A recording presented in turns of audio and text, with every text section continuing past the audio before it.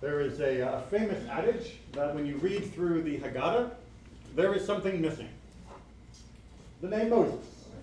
Because the emphasis of the Haggadah, the emphasis of Exodus, is supposed to be God. And if Moses was to take center stage, then God would become a side character in his greatest drama of all time. As such, we also have a few choreographical details that I would like to correct from this morning's service. So, what is this called? Aron HaKodesh, right? Aron HaKodesh, the holy box, the holy cabinet. We call it ark because ark sounds fancy in English, but really ark is just a fancy word for cabinet.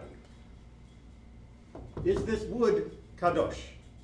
No, not necessarily. No, I can swear to you it's not kadosh. It's not a piece of the true cross. This is not holy in and of itself. And at the moment, it's empty. Mm-hmm. And also at the moment, when I open it, there's no need to rise. When we open the ark, we are not rising because of the ark.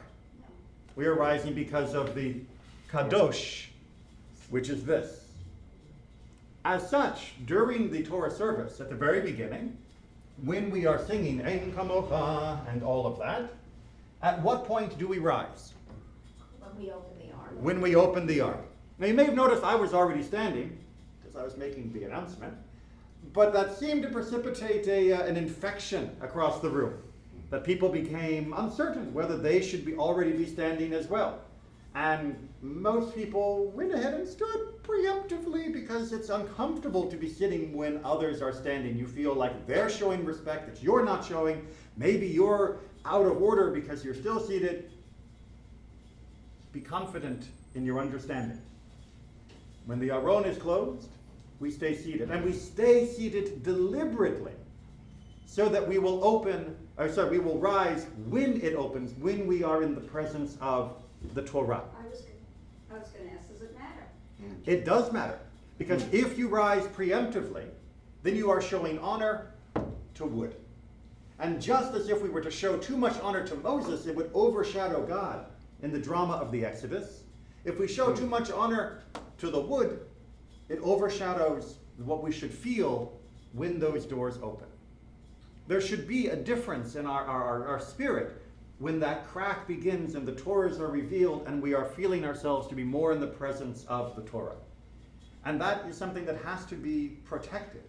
We cannot simply wash the world with the same paintbrush of kadosh and expect the moments that should impact us to still have the same impact. So when the doors are closed, you should be seated. And when the doors are open, you must rise.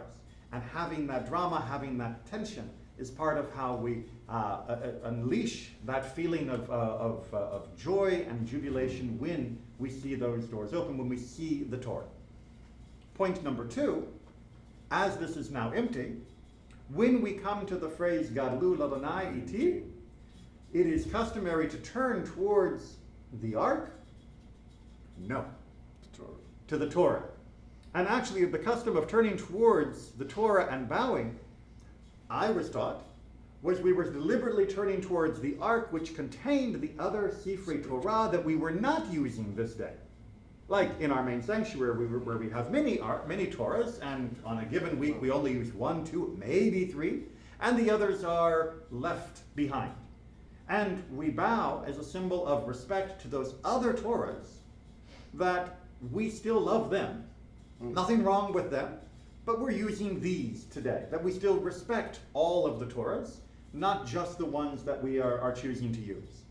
Which means, when we do Gadlu here, and the ark is now empty, if you would like to go ahead and bow to the Torahs that are up, that's fine, but don't bow to wood. Don't bow to wood. And for the same reason as I mentioned before, you might think, well, couldn't I anyway, just because it's almost a habit built into me? Well, it's not meant to be a habit. We are meant to be conscious of when we are offering respect, of when we are giving our honor to the Torah and to God. And it should never be merely an automatic behavior. We are not Pavlov's dogs. We are supposed to be feeling as we do these things, not merely acting as we do these things. So I know it may seem trivial, but there is meaning behind all the different choreographical steps throughout a Jewish service. These are just two little things, but little things create big emotions. And being mindful of them is how we make sure that this never becomes mere rote and mechanical behavior, but always something that has the power to move us. It reminds me of something that I saw once. There was a line of marchers, and they were synchronized in a parade, and they all individually did a very small movement.